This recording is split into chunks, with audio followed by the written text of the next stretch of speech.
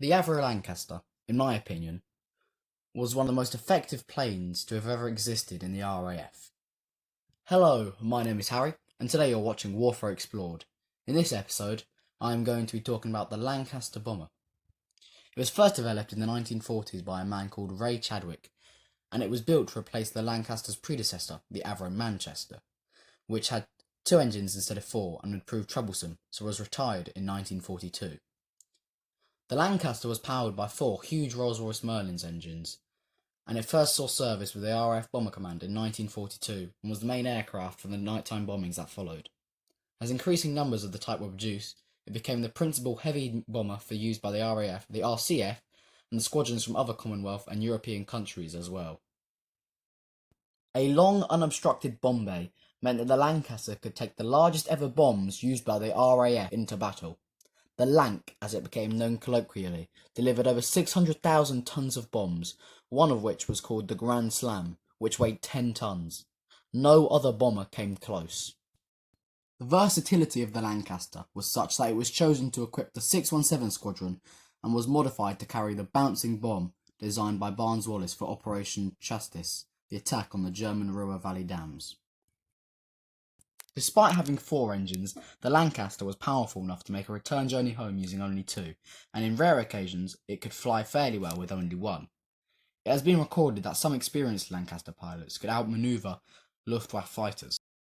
The standard crew for a Lancaster consisted of 7 men stationed in various positions in the fuselage. Starting at the nose, the bomb aimer had 2 positions to man.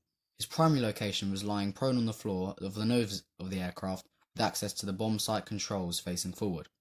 He also used his view out of the large window to assist the navigator with map reading.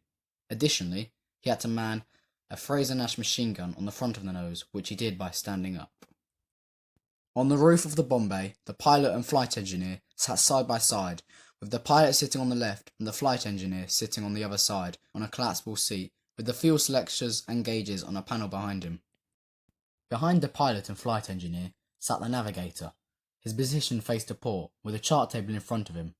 There was also an instrument panel showing flight speed, altitude and other information required for navigation, mounted on the side of the fuselage above the chart table. To the left-hand end of the chart table, the wireless operator's radios were mounted, facing the rear of the vehicle. Behind these, and facing forward, the wireless operator sat. On reaching the end of the bomb bay, the floor dropped down to the bottom of the fuselage, and the mid-upper gunner's turret was reached. His position allowed a full 360 view of the top of the aircraft, with 2 Browning 303 Mark II machine guns, which allowed him to defend the aircraft from the top and sides.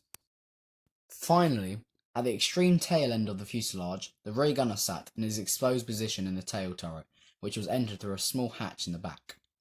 This allowed him to shoot side to side and up and down.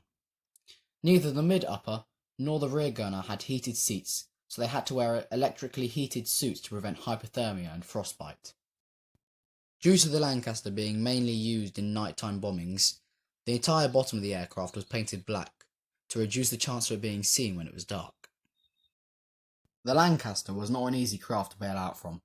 In Halifax, 25% of downed aircrew bailed out successfully, and in some American bombers it was as high as 50% success rate, while only 15% of the Lancaster crew were able to bail out.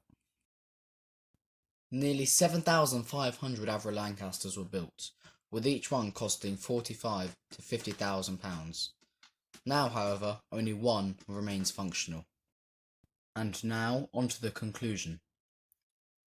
According to Marshal of the RAF, Sir Arthur Harris, the Lancaster bomber was the greatest single factor in winning the war, and, to this day, remains one of the greatest machines of its time.